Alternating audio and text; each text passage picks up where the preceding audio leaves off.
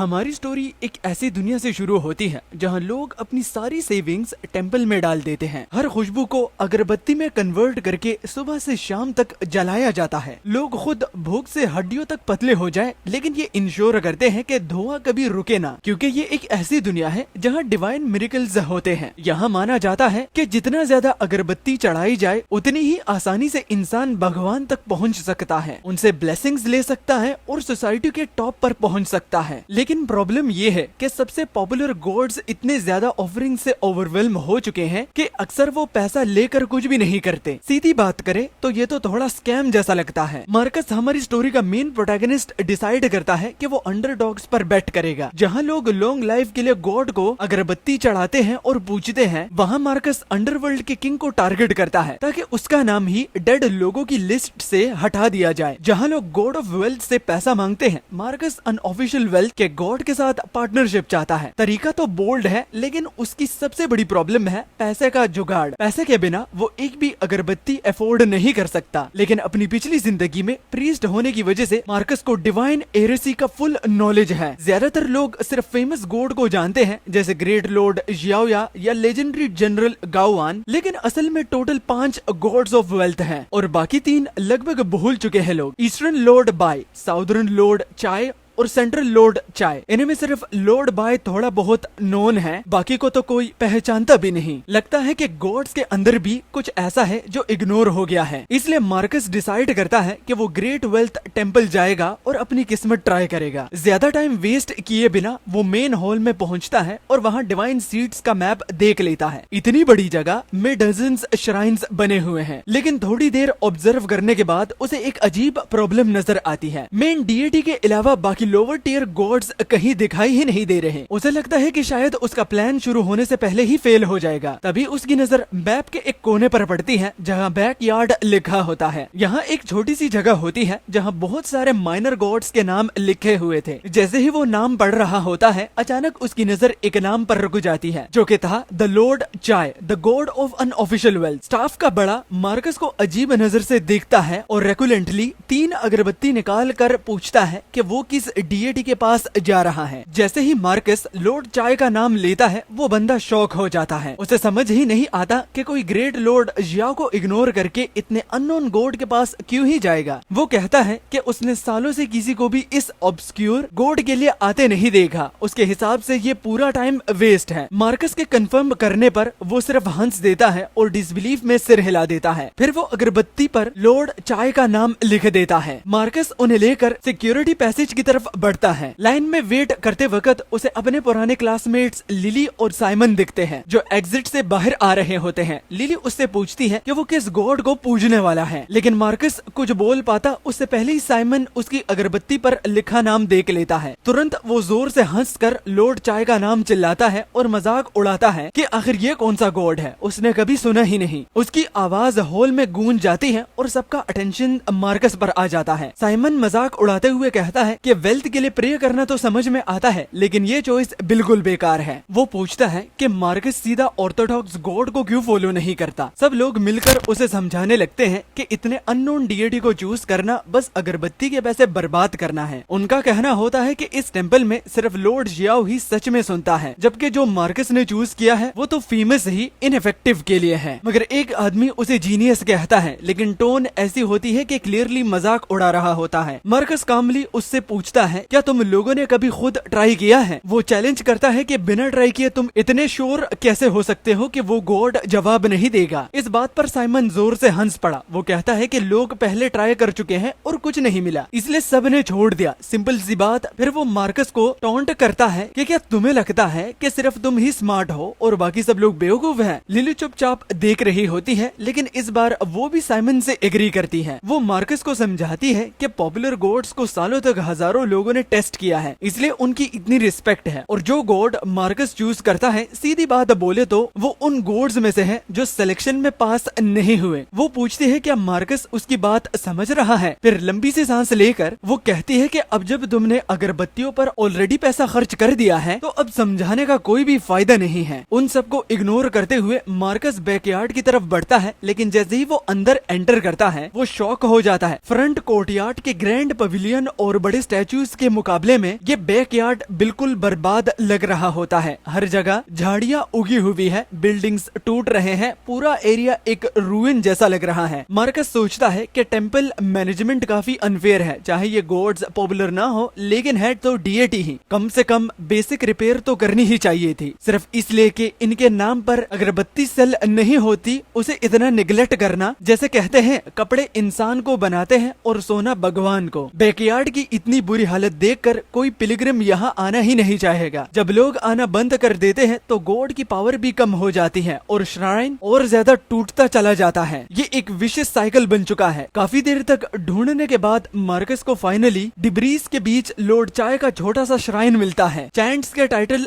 टूट चुके होते हैं और मूर्ति पर जो गोल्डन पेंट था वो भी उतर रहा होता है। पूरा अल्टर बिल्कुल सुनसान और उदास लग रहा होता है। ये देखकर मार्कस के दिल में थोड़ी सी दया आती है। वो तुरंत प्रेयर स्टार्ट नहीं करता। पहले वो जमीन से कुछ ठीक टाइटल्स उठाता है और चैंट्स को थोड़ा फिक्स करता है। फिर आसपास की झाड़ियां हटाकर और जगह को साफ कर देता है। सब ठीक करने के बाद वो अपनी 3 अगरबत्तियां जलाता है और ट्रेडिशनल सल्यूट के साथ उन्हें उठाता है। अल्टर के सामने खड़े होकर वो सेक्रेट इंचेंटिंग पढ़ना शुरू करता है, एक पुरानी प्रार्थना जिससे डीएटी को बुलाया जाता है। वो जेड फर्नांस की प्रेयर चैंट करता है, अपना ध्यान पूरी तरह उन शब्दों पर लगाता है और हेवली रेल्म से ट्रू स्पिरिट को बुलाता है कि वो उसकी प्ली को सुने। आखिरी शब्द खत्म होते ही वो शांत खड़ा रहता है, दिल से उम्मीद करता है कि कोई रिस्पॉन्स मिले। सेकंड्स बीतने लगते हैं लेकिन मूर्ति बिल्कुल हिला तक नहीं। अब मार्कस के अंदर थोड़ी टेंशन बढ़ रही होती है, फिर भी वो खुद को काम करता है और मूर्ति के सामने घुटनों पर बैठ जाता है, दोनों हाथों से अगरबत्ती ऊपर पकड़कर। उसे बिल्कुल पता नहीं होता कि जैसे ही धुआं ऊपर उठता है उसमें से एक छोटी सी एसेंस की लहर निकलकर आसमान की तरफ बढ़ रही है। वो एसेंस 9 हेवेंस को क्रॉस करते हुए एक गोल्डन पैलेस तक पहुंचते हैं, जहां पर एक गॉड अपने थ्रोन पर बैठा होता है। मेडिटेशन में बैठे हुए लॉर्ड जेकब अचानक अपनी आंख खोलता है। हैरान होते हुए सोचता है एक मोर्टल उससे कैसे प्रे कर सकता है। आखिर काफी वक्त हो गया था जब किसी ने इतनी सच्चाई से उसे बुलाया हो। तभी अचानक टेंपल के दरवाजे जोर से खुलते हैं और एक अटेंडेंट भागते हुए अंदर आता है। खुशी से चिल्लाता है, माय लॉर्ड, एक प्रेयर एसेंस की लहर सच में हमारे टेंपल तक पहुंच गई है। जेकब शांत अंदाज में कहता है कि वो ऑलरेडी उसे रिसीव कर चुका है। इतने अरसे बाद भी कोई मोर्टल उसे याद करता है, इस बात पर वो हैरान होता है और ये भी नोट करता है कि ये इंसान डिवाइन कम्युनिकेशन के सीक्रेट आर्ट्स भी जानता है। मतलब इसका बैकग्राउंड बिल्कुल भी सिंपल नहीं है। हल्की सी मुस्कान के साथ वो डिसाइड करता है कि अब वक्त आ गया है कि वो खुद लोअर रेल्म में जाकर देखे। उधर टेंपल के बैकयार्ड में मार्कस इतनी देर से घुटनों पर बैठा होता है कि उसकी उंगलियों में जलन सी होने लगती है। वो सिर उठाकर देखता है, अगरबत्ती लगभग खत्म होने ही वाली होती है। वो सोचता है शायद एक अटेम्प्ट काफी नहीं था, अगर क्लियर जजमेंट चाहिए तो और ट्रायल्स करनी पड़ेंगी। वो हिम्मत नहीं हारता, पहली बार में सक्सेस मिलना कोई जरूरी नहीं था और वो इस बात के लिए रेडी था, इसलिए वो वहाँ से जाने लगता है। जाते हुए रिस्पेक्ट के साथ लॉर्ड जेकब को लास्ट बाव देता है, धीरे से कहता है कि वो दोबारा आएगा और फिर डिस्टर्ब करेगा। लेकिन जैसे ही वो मुड़कर चलने लगता है, पीछे से एक आवाज आती है, रुक जाओ। एक अजीब सी डिवाइन आवाज पूरे माहौल में गूंज जाती है। मार्कस एकदम वही जम जाता है, आंखें शौक से फैल जाती हैं। वो तुरंत मुड़कर देखता है, छोटे से श्राइन के अंदर जो मिट्टी की मूर्ति थी वो हल्की सी गोल्डन लाइट से चमक रही होती है। मार्कस तुरंत झुककर ग्रीट करता है, लेकिन वो डिवाइन फिगर फॉर्मेलिटीज को हाथ से रोक देता है और कहता है, उठ जाओ। वो मानता है कि काफी सालों के बाद उसने मॉडल वर्ल्ड के एसेंस महसूस की है। फिर वो मार्कस को इंटरेस्ट के साथ देखता है, हैरान होता है कि आज के जमाने में कोई उसका नाम भी याद करता है। वो सीधा पूछता है, तुम यहाँ आए हो तो ऑब्वियसली तुम्हें वेल्थ और फॉर्चून चाहिए, लेकिन फिर तुमने पॉपुलर गॉड्स को छोड़कर मेरी छोटी सी श्राइन क्यों चूज की? आखिर ज्यादातर लोग तो कहते हैं कि बाकी गॉड्स मुझसे काफी सुपीरियर हैं। थोड़ी एग्जैजुरेशन है लेकिन आम बात है। मार्कस बड़े आदाब से जवाब देता है कि दुनिया आदी हो चुकी है, जो लॉर्ड जेकब की असली अहमियत को समझ ही नहीं पाती। वो कहता है कि जेकब असल में एम्परर ऑफ वेल्थ है, 5 रास्तों के असली हेड, जो सच में पूरी फॉर्चून को कंट्रोल करता है। ये सुनकर डीएटी सच में हैरान रह जाता है, इतनी पुरानी असली पहचान आज भी किसी मोर्टल को याद है। उसकी आंखों में हल्का सा गर्व दिखने लगता है जब मार्कस उसकी हिस्ट्री बताना शुरू करता है। वो कहता है कि पुराने जमाने में एक लेजेंडरी रूलर था जो जवानी में एक मर्चेंट था और बाद में एम्परर बना। एम्परर बनने के बाद उसने अपनी प्रजा को अपने बच्चों की तरह ट्रीट किया और ऐसी ट्रेड पॉलिसीज बनाई जिससे हर घर में प्रॉस्पेरिटीज आई। इसी वजह से उसे ग्रेट किंग कहा गया और बाद में उसे गॉड ऑफ वेल्थ के रूप में पूजा जाने लगा। मार्कस आखिर में पूछता है कि क्या मेरी नॉलेज सही है? डीएटी इम्प्रेस हो जाता है। वो कहता है कि इतनी छोटी उम्र में इतनी डीप और एक्यूरेट हिस्ट्री समझना वाकई कमाल है। उसकी सिंसेरिटी देखकर लॉर्ड जेकब मना नहीं कर पाता। वो मार्कस को एक स्पेशल चांस देता है। अगले 2 दिनों के लिए वो वादा करता है कि उस दौरान फॉर्चून खुद उसकी तरफ आएगा और कहता है कि बाद में वापस आकर अपने वाव्स पूरे करे। मार्कस दिल से शुक्रिया अदा करता है। धीरे धीरे मूर्ति के आसपास की गोल्डन लाइट फेड होने लगती है। जैसे ही रोशनी पूरी तरह से गायब होती है, मार्कस को हवा में एक अजीब सी तब्दीली महसूस होती है। वो ऊपर देखता है और एक अजीब मंजर देखता है। हल्का सा चमकता हुआ सुनहरा बारिश जैसे आसमान से गिरना शुरू हो जाता है और वो पूरा का पूरा उसमें भीग जाता है। डिवाइन गिफ्ट जो डीएटी ने प्रॉमिस किया था फाइनली आ चुका है। मार्कस को ये एहसास होता है कि ये फीलिंग कितनी पावरफुल है और अपनी पुरानी नॉलेज के साथ कंबाइन करके वो सच में अनस्टॉपेबल बन सकता है। अब दुनिया उसे एंडलेस पॉसिबिलिटीज से भरी हुई लगती है। उसे पूरा यकीन हो जाता है कि उसकी पुरानी थ्योरीज यहाँ काम करेगी। घर वापस जाकर वो अपना नेक्स्ट मूव केयरफुली प्लान करता है। उसे पता है कि आयरन गर्म है तो अभी से ही स्ट्राइक करना होगा। लॉर्ड जेकब ने कहा था कि ये लक सिर्फ 2 दिन चलेगी, इसलिए वो डिसाइड करता है कि कल का दिन ही उसका जैकपॉट डे होगा। मार्कस समझता है कि उसे अपनी पहली अर्निंग्स स्ट्रॉन्ग बनानी होगी, एक सॉलिड फाउंडेशन, ताकि फ्यूचर में और स्ट्रॉन्ग हो सके। आखिर अगर वो अगरबत्ती के पैसे भी अफोर्ड नहीं कर सकता तो आगे कैसे बढ़ेगा? लेकिन प्रॉब्लम ये है कि सिर्फ 2 दिन की लक काफी नहीं है। इसलिए वो सोचता है कि कैसे वो परमानेंटली लॉर्ड जेकब की फेवर में रह सकता है। वो डिसाइड करता है कि उसे डीएटी के साथ अपना कनेक्शन स्ट्रॉन्ग बनाना होगा। फिर वो मेथड्स के बारे में सोचता है। पहला मेथड ज्यादा से ज्यादा ऑफरिंग्स देना। ये सबसे फास्ट तरीका होता है किसी गॉड की फेवर पाने का, लेकिन मार्कस के पास पैसे ही नहीं है तो ये ऑप्शन आउट। दूसरा मेथड डीएटी को पॉपुलर बनाना ताकि ज्यादा लोग उसे पूजे, लेकिन जब लोग पहले से ही उसे यूजलेस समझते हैं तो उनकी सोच बदलना बहुत मुश्किल है, ये भी फेल। तीसरा मेथड डीएटी के टास्क कंप्लीट करना जो फेवर को काफी बूस्ट करता है। ये बेस्ट मेथड है, लेकिन प्रॉब्लम ये है कि पहले से कुछ फेवर्स होना जरूरी होता है। कम से कम